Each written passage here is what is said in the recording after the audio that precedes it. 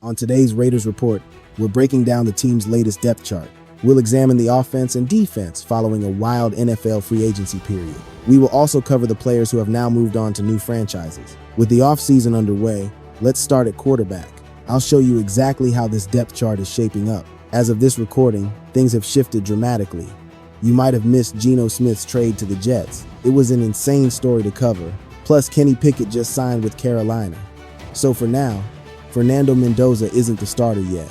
But I wanted to visualize this for you, since it's basically just Aiden O'Connell holding down the fort, all alone, if not for the incoming Mendoza.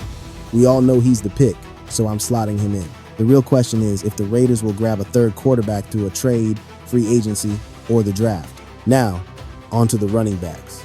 It's a similar situation here, with Ashton Jeanty leading the charge. Dylan Laub and Chris Collier are also on the roster, and we've seen some changes. Raheem Mostert and Zamir White remain available. I'm listing Connor Hayward on my running back and fullback chart. He could be classified as a tight end. When he first signed that 2-year, $5 million contract, I saw it as a two-birds, one-stone move, since the team needed a third tight end.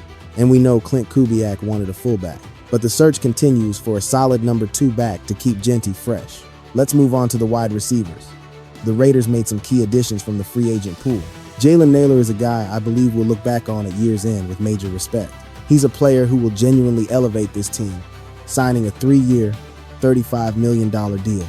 They also picked up Dijun Edwards, primarily a special teams contributor and an athletic marvel. He ran a 4.4 40-yard dash and was a 300-meter hurdler in high school, a true athletic specimen. Looking at the current receiver core, you could easily justify switching Nailor and Trey Tucker. However, I firmly believe this team is still hunting for a legitimate number 1 receiver. And I will repeat what I've said for months. Dante Thornton Jr. is not guaranteed a spot on this 2026 roster. But my job is to pose the tough questions. That's the point of the Raiders report. We have 3 guys who could be a WR 2 or 3. Jalen Nailor, Trey Tucker, and Jack Cohen. Which of those 3 will have the greatest impact for the Raiders in the coming season? A YouTube ad is coming up. During the break, I want you to consider that question. Drop your answer below. I'm betting on Jalen Nailor to be the difference maker, but you absolutely cannot discount Trey Tucker or what he brings to the field. With an OC who can finally scheme for him and a QB who can deliver the ball, he is set for a breakout. Ultimately, though, I follow the money trail, especially with a new head coach and front office. I've covered enough coaching changes to see the pattern. New coaches bring in their own guys. A 3-year, $35 million contract for Nailor screams WR2. Now, to the tight ends, led by Brock Bowers. Of course, there's Michael Mayer. But don't forget Carter Rennan, an intriguing player. And also Albert Okwuegbunam. Yes, it is quite a last name. Runyon is also officially on this team.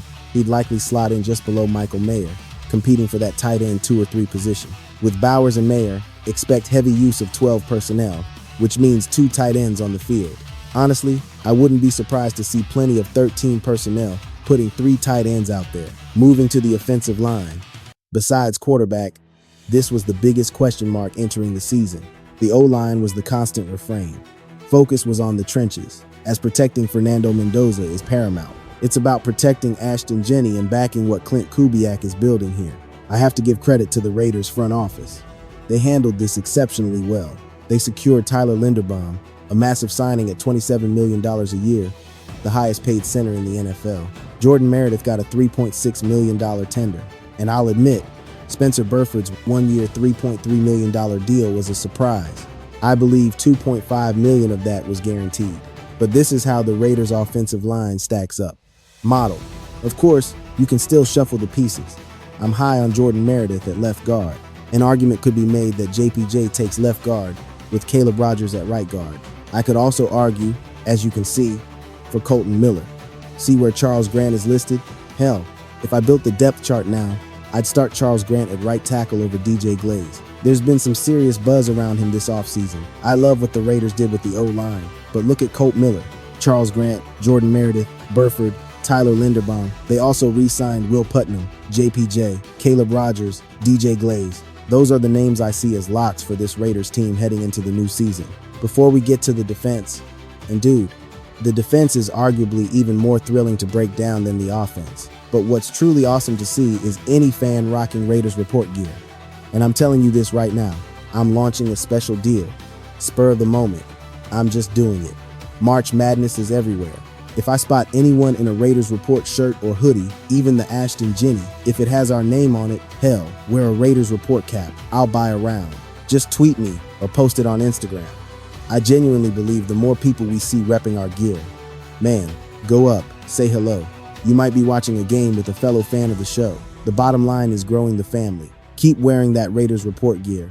Believe me, it helps my team immensely. The link will be in the comments and the description of this show. Let's pivot to the defensive side. I'm going to show some different depth charts than I have before, simply because, well, you'll see. The D-line and linebackers can look totally different depending on where you place Maxx Crosby. The Raiders tendered Thomas Booker for about $3.6 million, just like Meredith. NFL teams had a 5-day window to match that tender or answer. And if a team had, the Raiders would have had to decide if they wanted to pay him even more. When looking at the Raiders' defensive line, I'll present two depth charts. First, a depth chart I'll say is without Maxx Crosby, which is an option in this Rob Leonard 3-4 defense. If they want Crosby at outside linebacker, you'll rely heavily on Jonah Lalu and Adam Butler, Tyree Wilson, Taka Hemingway, JJ Pegas, and yes, you'll be leaning on Booker as well. You traded away Chikori and Bennett for him last offseason. And from a Maxx Crosby perspective, this is a far better D-line. But my number one question for Clint Kuback and John Spike is, all right, gentlemen, does a defensive line without Crosby concern you? Because without him, I think it's one of the league's worst. Now let's shift to the other part, the defensive ends. But I haven't seen it in action yet. So I wonder, will Kwity Paye play outside linebacker? Will Crosby play outside linebacker? I know one player who is built for playing outside linebacker in a 3-4 over being a 4-3 defensive end. It's Malcolm Koonce. This move is absolutely perfect for him.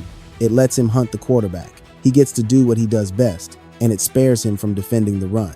So let's move to the linebackers. Just like the D-line, you'll see two different depth charts. I say that only because I'd feel like a bad fan not showing Maxx Crosby on screen as much as I possibly can. Because damn right, I'm fired up about this linebacker room. Then you add in your weak side guy, Kobe Dean. You have your middle linebacker, Quay Walker, teammates from Georgia, and then Shea Gunalobi, a great special teams player and an outstanding athlete. You won't get much from him at linebacker, but he's an elite special teamer. He blocked A.J. Cole's punt last season when the Raiders played Indianapolis. But man, oh man, the leap our linebacker room has taken is absolutely beautiful. And you have Kwity, you have Maxx Crosby, and solid depth with Cody Lindenberg. Tommy Eichenberg too. Since I've covered this team, even back to the Corey Littleton days, this is the best Raiders linebacker unit, hands down. But let's say the defense runs with Maxx Crosby at defensive end. You still possess the depth to put Malcolm Koonce in there. And that's what I see this Raiders team aiming to do. You're going to rotate as many players as possible between Malcolm, Kwity, and Maxx. It truly hinges on how many snaps they want from Crosby, because if it were up to Maxx, he'd play over 1,000. I wonder about his age. I wonder about the knee concerns, because they are there. I'm not worried about his readiness. I'm talking long term, about him playing out the final 4 years of that contract. Does Maxx Crosby go from playing 1,000 snaps a year to maybe 750 now that we have more depth to support him? Let's head to the cornerback room for the silver and black. I absolutely love that the Raiders brought back Eric Stokes early with a 3-year, $30 million deal. A guaranteed $20 million. That told me they truly grasped this roster's needs. Had I filmed this depth chart analysis last season, JPJ would have been our center, a move Brennan Carroll and Pete would have called insane. Thankfully, that debate is over, all thanks to Tyler Linderbaum. But from Eric Stokes' perspective, shifting him to the outside was a brilliant play. And then, the Raiders made their move for Taron Johnson, just before the free agency madness truly erupted. Now, granted, some of those picks have since been shuffled, partly because the Raiders also executed the deal for Geno Smith. So the draft capital isn't identical. The bottom line is this. The Bills secured a 6th, we got a 7th, and we brought home Taron Johnson. We're absorbing his contract, worth around $8.3 million. So what did this achieve for the Raiders? They re-signed Eric Stokes, my absolute top priority. Then they offloaded Darnay Holmes and masterfully upgraded to Taron Johnson. I mean, my word, that's like getting the premium package for the base model price. Plus, you have Darian Porter in the mix, who'll be competing for a spot, along with Demarion Richardson and Greedy Vance. We still need to see what Chiganasian brings, but on the whole, this quarterback room is solid. I want it elevated further. and the secondary desperately needs another starter, which brings us to the safety depth chart. We have Jeremy Chinn and Isaiah Pola-Mao.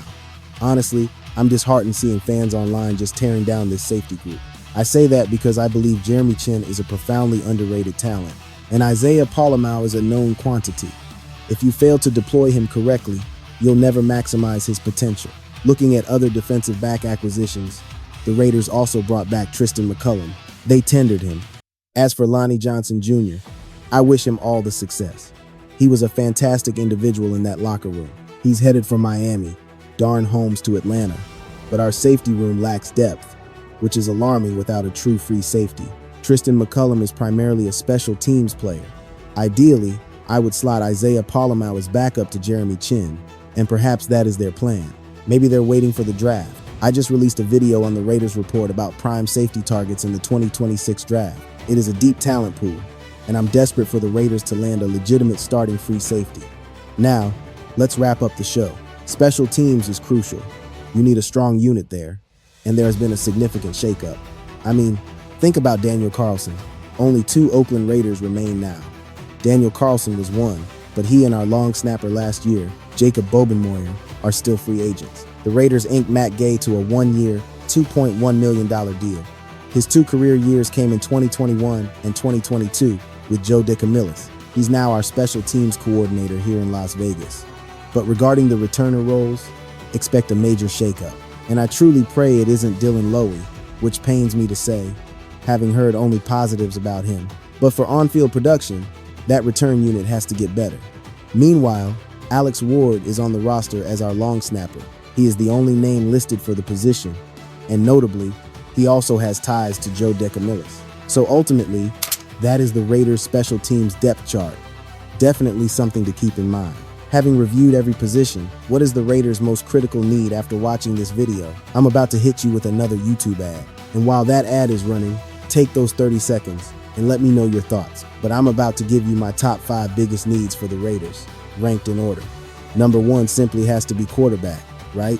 Analyzing the current roster, you know I'm an Aiden O'Connell fan, but I don't see him as the long-term starter. So it must be quarterback.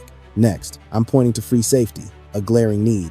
A case could be made for a receiver, or even a dominant interior defensive lineman. I want a legitimate number 1 receiver. Perhaps they address that in the draft, or maybe they play the long game in free agency. Then, running back. An RB2 is essential in this offense to keep Ashton Jeanty as productive as possible for as long as possible.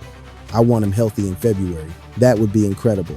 If you've made it this far and want more from me, you can always find me on IG and on Twitter at MitchellRenz365. The Raiders' biggest question mark is under center.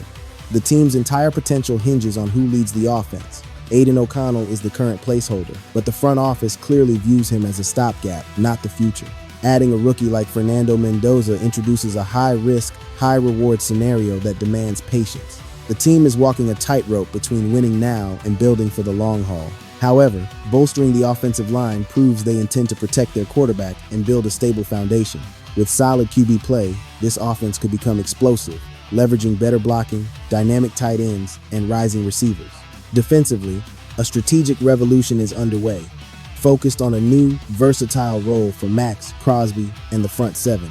Crosby's potential as a lineman or linebacker offers both tactical advantages and potential liabilities. It unleashes his pass-rushing fury in creative ways, but exposes a thin defensive line in his absence. The linebacker corps, though, is a massive upgrade, finally bringing the speed and depth this team desperately needed.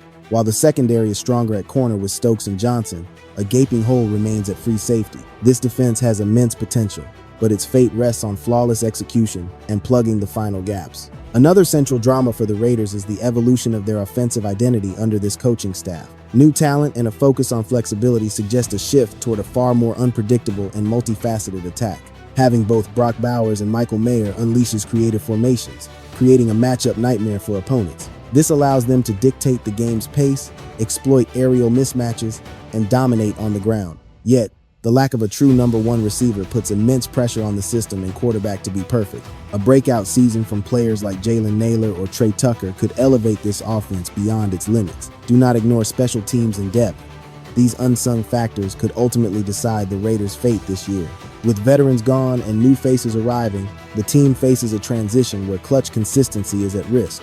Elite special teams can flip the field, manufacture points, and be the steady hand in turbulent moments. A deep bench is essential for surviving the brutal, injury-plagued marathon of an NFL season. They've fortified depth at linebacker and O-line but remain dangerously thin at safety and running back. Ultimately, victory will not just come from the stars. It will depend on the entire supporting cast. The Raiders are at a critical crossroads, where each roster move will echo for years to come. This blend of youth, veteran signings, and new schemes points to a team forging a powerful new identity. But success hinges on how fast the team gels and if its leaders can deliver in the clutch. In the NFL, the margin for error is razor thin, and unaddressed weaknesses become fatal flaws. For the Raiders, fixing their quarterback and secondary issues is the key to a playoff run over another rebuild. For all the breaking news and deep analysis, be sure to follow us and jump into the discussion. Still, there is reason for guarded optimism, as tangible progress is showing up all over the roster. A stronger offensive line, deeper linebackers, and high-ceiling receivers all signal a franchise on the rise. Yet, major questions loom, making the draft and free agency crucial steps in forging this team's destiny. Each new player could be the final piece. The foundation is there. Now, it all comes down to execution. Drop your own take in the comments and tell us the team's #1 priority for the season.